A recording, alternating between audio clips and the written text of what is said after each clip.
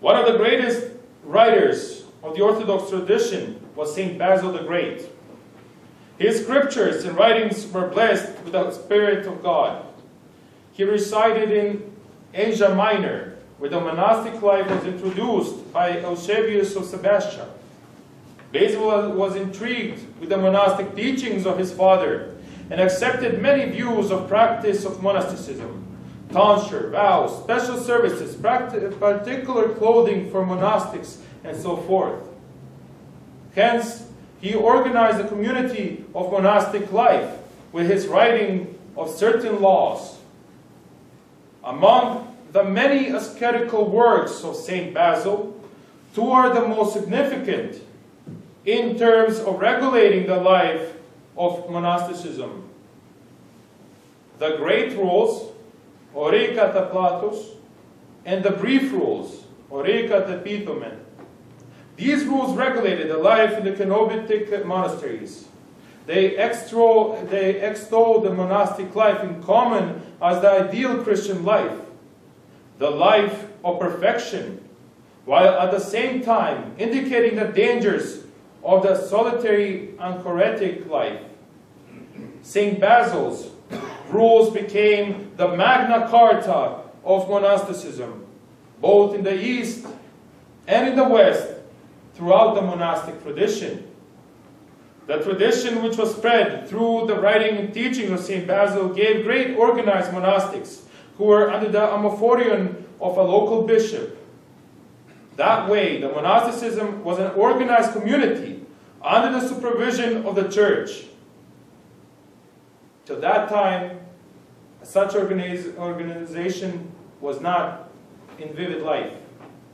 Some flew to deserts, not even asking a blessing from their local bishops, and lived ascetically by themselves, which was not a blessing of the church. That tradition, the tradition which was spread through the writing and teachings of Saint Basil, was great organized. That way, the monasticism was an organized community under the supervision of the church. Following Saint Basil's example, the Fourth Ecumenical Council at Chalcedon in the year of 451, in its canonical legislation, placed the monastics in a given diocese under the direct jurisdiction of the diocesan bishop. Only the bishop can allow the foundation of new monasteries in his diocese. In the canons of 4 and 8, you can see such writings. Thus, in the Orthodox Church, the possibility of the creation of monastic orders, as we see them developing in the West during the Middle Ages, was once and for all eliminated. In the Western Church, we see all certain orders, but in the Orthodox Church, in the Church of the East, all monastics are put under one obligation, under one pure and certain way that is regulated by the first fathers, the Desert Fathers. While in the West we have certain orders, Benedictine orders, orders of Franium, and so forth. It is important to say that besides the anachoric and cenobitic monastics, there was a third characteristic of monasticism, the skete and the labra. This type of ascetic life was in between the anachoretic and cenobitic monastics. This was the semi-hermetic form of monasticism, which is intermediate between the two already mentioned. In this situation, the monks did not live in complete separation, like the hermits, nor did they live in complete community, like cenobitic monks. Rather, there existed a number of independent groups of monks, each of which varied greatly in size, but which would all come together for a common liturgy or meal, especially on Sunday. This tells us the importance of the Eucharistic moment, where each monk went to the deserts, lived in a life of asceticism, and came back to the liturgy to seal their certain ascetic life.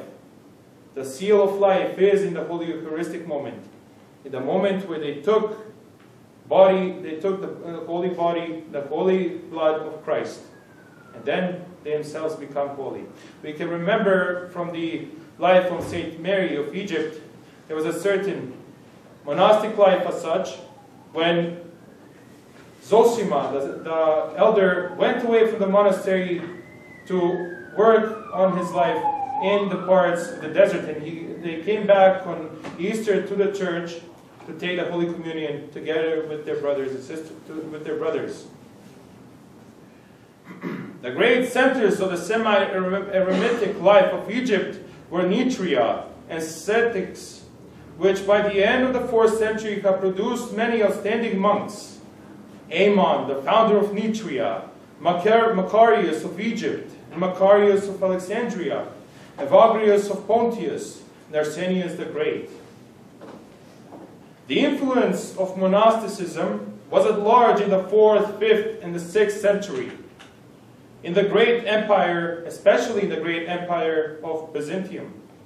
It is known that the sayings of the Desert Fathers influenced many who lived in social communities. It is said that multitudes of lay people turned to them to receive oral or written answers to their questions, as even a simple glance at the voluminous epistolography or question and answer of such men as Isidore of Pelusimur or Versanufius the Great bear witness. The Desert Fathers were fathers of the entire church, and their words, called sayings of the fathers, apophthegmata pateron, were read with zeal by all. By the 6th century, it was chosen that only men from the orders of monastics can be elevated to the rank of bishops. The influence also was vivid in the theological concerns. We have many theological discourses, conferences, discussions. Among them was a great spiritual leader, Saint Theodore of Sturium, who fought against the heresy of iconoclasm. It is important to mention about him that he organized the monastery Typicon. He gave the Sturium an excellent organization which was taken as a model by the entire Byzantine monastic world and beyond, and still exists on Mount Athos and in Russian monasticism and all around the continent. He supplemented the somewhat theoretical rules of St. Basil by specific regulations concerning enclosure, poverty, discipline, study, religious service, fasts, and manual labor.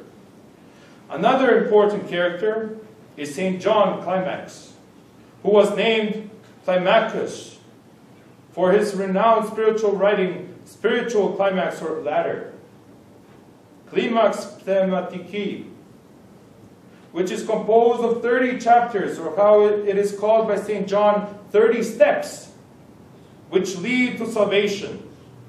The book was read and loved by monks, but also by laity. The latter presents the highest form of spirituality at which this more popular mysticism could arrive. It is the highest interpretation that can be given to this mysticism based on the thirst for perfection, the deep love for the angelic matter of life, the community of monks, in brief, monastic virtue. This unique work derives its name, the ladder, from the heavenly ladder which Jacob saw in his dream. The 30 chapters into which it is subdivided and which are also called the 30 steps, allegorically then denote the 30 years of the hidden life of Christ. The spiritual ladder helped many to find their true path, path of redemption, path of obedience, path of asceticism, path of salvation. It is important to indicate a very significant aspect of monasticism, and that is the asceticism, or as in Slovenic would sound podvig. In this feature, the importance is thought by us soteriological. It therefore leads us to salvation, It provides us with joy and redemption. It is a path